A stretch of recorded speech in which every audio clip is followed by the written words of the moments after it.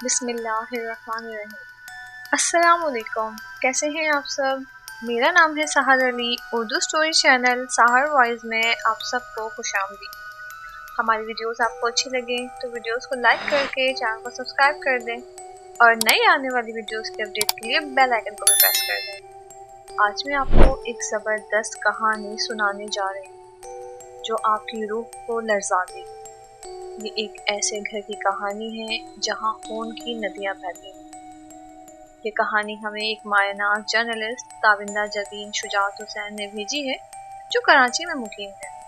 اس کہانی کو مکمل جاننے کے لیے کہانی کو مکمل سنیے گا اور اپنی رائے کا اظہار بھی کامنٹ باکس میں ضرور کیجیے گا۔ اور آپ بھی اپنی کوئی کہانی یا واقعہ ہم سے شیئر کرنا چاہیں تو ڈسکرپشن میں دیے گئے ای میل ایڈریس پر ضرور سینڈ کیجیے۔ آپ چاہیں گے تو آپ کا نام شیئر کیا جائے گا۔ تو چلیں کہانی کو شروع کرتے ہیں۔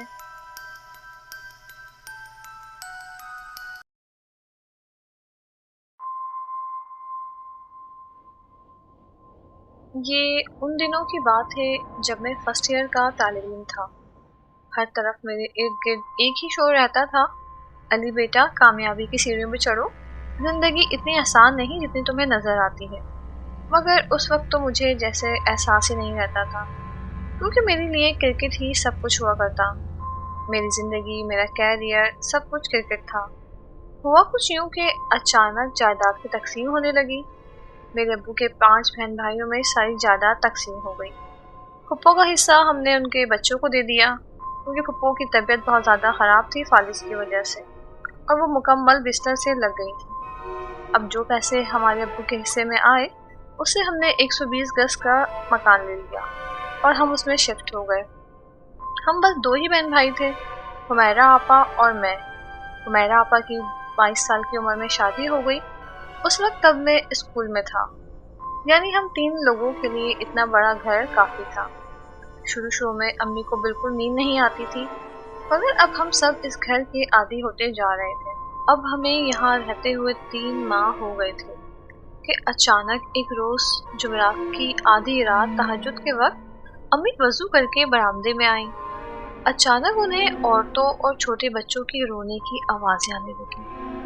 امی نے تہجد کی نماز ادا کی اور ادا کرنے کے بعد ایک کمرہ جو ہم استعمال نہیں کرتے تھے اس کی جانب جانے لگی۔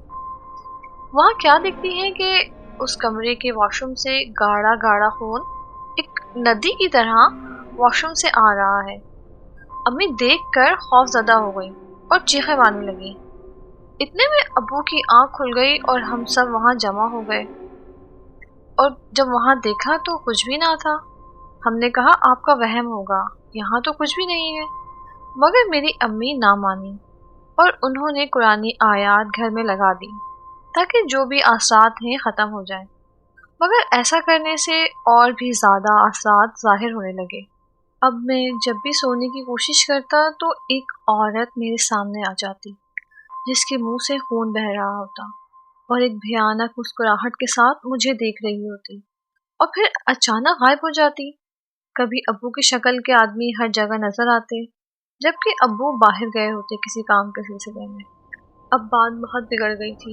میں نے امی ابو سے کہا کسی عالم کو بلاتے ہیں۔ میرا ایک دوست وسیع کسی بزرگ سے بیعت تھا۔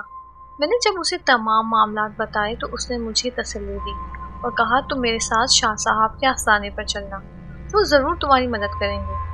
اگلے دن میں وسیع کے ساتھ شاہ صاحب کے آستانے پر پہنچ گیا۔ جب ہم ان کے حجرے میں داخل ہوئے تو مجھے ایک بزرگ بیٹھے نظر آئے جنہوں نے سفید جبہ پہنا ہوا تھا اور سر پر سفید عمامہ تھا اور سفید داڑھی، کل ملا کے وہ ایک بہت نورانی شخصیت لگ رہے تھے۔ ہم نے بہت ادب سے انہیں سلام کیا، پھر میں نے اپنے تمام معاملات انہیں بتائے۔ انہوں نے پانی پر دم کر کے مجھے دیا اور کہا کہ اسے گھر کے چاروں کونوں پر چھڑک دینا اور کل جمعرات کو ہم خود تمہارے گھر آئیں گے۔ ہم اجازت لے کر وہاں سے رخصت ہو گئے۔ میں نے گھر آ کے گھر کے چاروں کونوں پر اس دم کیے ہوئے پانی کا چھڑکاؤ کیا، مگر اس چھڑکاؤ کے نتیجے میں وہ رات ہماری بہت بھیانک گزری۔ ساری رات ہمارے گھر سے رونے اور درد سے چیخنے کی آوازیں آنے لگیں، ایسے جیسے پانی کے چھڑکاؤ سے گھر کے آسیر کو سخت تکلیف ہو رہی ہو۔ پھر اگلے دن شاہ صاحب ہمارے گھر آئے۔ انہوں نے پورے گھر کا چکر لگایا اور وہ زیر لب کچھ پڑھتے جا رہے تھے۔ پھر شاہ صاحب نے ہمیں بتایا کہ اس زمین پر کافی عرصے سے جنات کا پورا خاندان بسیرے کیے ہوئے ہے اور وہ کسی قیمت اس جگہ کو چھوڑنے کے لیے تیار نہیں۔ پھر شاہ صاحب نے بہت سخت پڑھائی کی، یہاں تک کہ شاہ صاحب کا ماتھا پسینے سے تر ہو گیا۔ گھر کی کھڑکی دروازے زور زور سے کھل رہے تھے، پھر بند ہو رہے تھے۔ اچانک شاہ صاحب تیزی سے ایک کمرے کی طرف بڑھے اور زیر لب کچھ پڑھتے ہوئے اس کا دروازہ بند کر دیا۔ پھر انہوں نے ہمیں سختی سے تاکید کی کہ اس دروازے پر مضبوط تالا لگا دو۔ میں نے اس جنات کے خاندان کو اس کمرے تک محدود کر دیا ہے اور اس کمرے کو کبھی غلطی سے بھی مت کھولنا، ورنہ وہ پھر آزاد ہو جائیں گے۔ ہم شاہ صاحب کے بہت شکر گزار تھے کہ اس کے بعد شاہ صاحب ہمیں الوداع کہہ کر واپس چلے گئے۔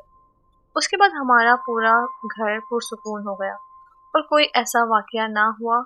آج ہم اسی گھر میں رہتے ہیں اور وہ کمرہ بھی موجود ہے جس پر بڑا سا تالا لگا ہوا ہے، اور آج بھی رات کو جب ہم میں سے کوئی اس کے سامنے سے گزرتا ہے تو ایسا لگتا ہے جیسے کمرے کے اندر سے کوئی ہمیں دیکھ رہا ہے۔